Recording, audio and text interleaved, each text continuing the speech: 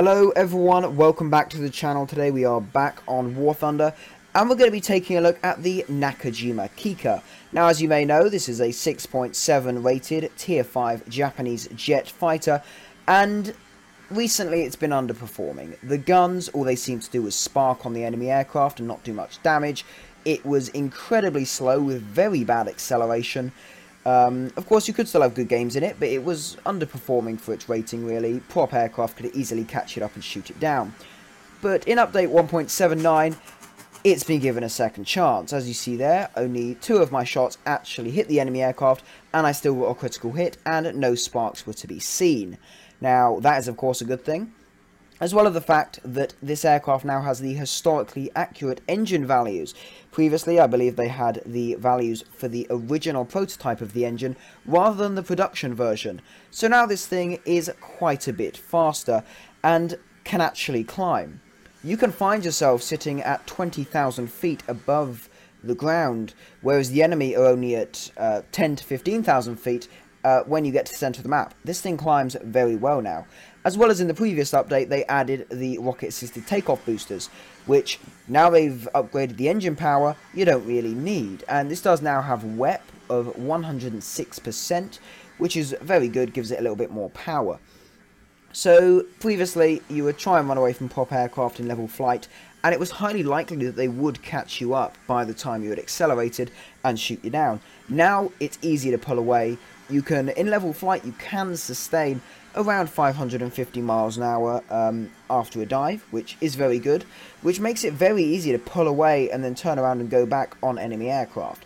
It doesn't change the fact that this is a boom and zoom aircraft. You want to use this as boom and zoom. Do not use it as a dogfighter. The maneuverability has not been improved, although I believe that is historically accurate, so it's not going to get any more maneuverable. But this aircraft is far better now.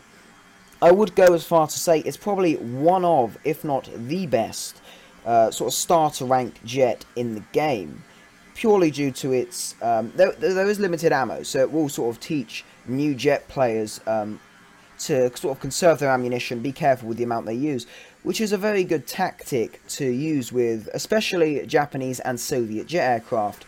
Not so much the Japanese Sabres, but Soviet jet aircraft and the R2Y2s and those sort of things, and especially also the Kai-200 rocket fighter. You do want to be very careful with the amount of ammunition that you use, because they don't really have much. Although, as I was saying, it is very good that the aircraft does now have the far better acceleration and general speed sort of maintaining capability to actually pull away from these enemy aircraft, because it was rather annoying where you face prop aircraft and get easily killed. So it is good it now has a slight advantage. Now, I am flying this aircraft on a relatively stock crew, only a level 5 crew, so it's not the best. They do black out relatively quick. Let's just dive down. I am still getting used to these cannons. I've not really flown any Japanese 30mm wielding aircraft for quite a long time, purely because I got up to the point where I was about to research the Sabres, and they were quite a bit expensive, so I decided to hold off on that. As you saw a second ago, I did get a kill. That was the F8F that I criticaled back near the beginning of the game, so obviously he went to try and land on a carrier or something and crashed. Now, as you can see, I can sort of pull away from this P-51. He has just come out of a dive, though, so he is going very quick, and although it does look like I am pulling away, and there's a friendly Kikka behind him.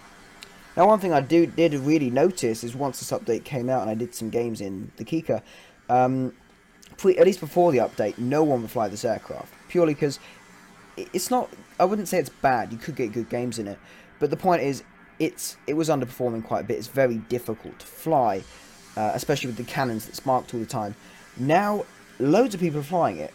And in this game, at least, 3/4 of my team was made up of purely people flying the Kikka, so that was cool. Let's try and get this. There we go. As you saw there, few shots hit the P-51, and he pretty much disintegrated. So, definitely a lot more power there, and these shots are definitely far better. I think it is really good that they have. Oh wow, okay, that is a lot of damage. Let's try and take out his tail, or at least kill him. Oh, there he goes. Tail's out. Is he going down? Okay, looks like he's just sort of spinning down. So as long as no one kill steals, that should be another kill for me, and that should be 3 kills. See, I've not got much ammo left, so there's only a few enemies left, so I won't really, there we go, he's dead. But yeah, there's only a few enemies left, so I probably won't have time to go back to the carrier but I will have to be incredibly careful. There's only one enemy there, so just make sure I don't get killed. I only have 12 rounds. Probably going to miss. Let's give it a go, though. So I'm currently grinding out the first Japanese saber, hoping to move on and get the Kai 200 next, because I do like those rocket fighters. The Messerschmitt 163 is definitely one of my favourite aircraft in the game, so it would be good to get something similar to that and give that a go, especially with the Japanese 30mm, which I think are a bit more powerful. But as I was saying before, it is good they have actually sort of buffed cannons and improved them a lot. Now there's pretty much no more sparks, and it's a lot better, so definitely good to see. But looks like he's about to be killed. Yep, there we go. So that is the end of the game. 3 kills. I believe I'm top of the team, so that is not bad at all. Previously, before the update, I was only able to get 1 kill at best with this aircraft. I just didn't really play it that well, but now it's got the acceleration, it's a lot easier to play. But there we go, that was the Nakajima Kikka. Overall, it is now a brilliant starter jet. It used to be really difficult to play, but now it's just so easy, and it's really good. So I would advise, if you have it, take it out, give it another go. It really is worth flying again. Anyway, though, thanks a lot for watching the video. If you did enjoy it, please consider leaving a like, maybe even subscribe to the channel. If you do, that would be very much appreciated. Thanks again for watching, and I'll see you next time.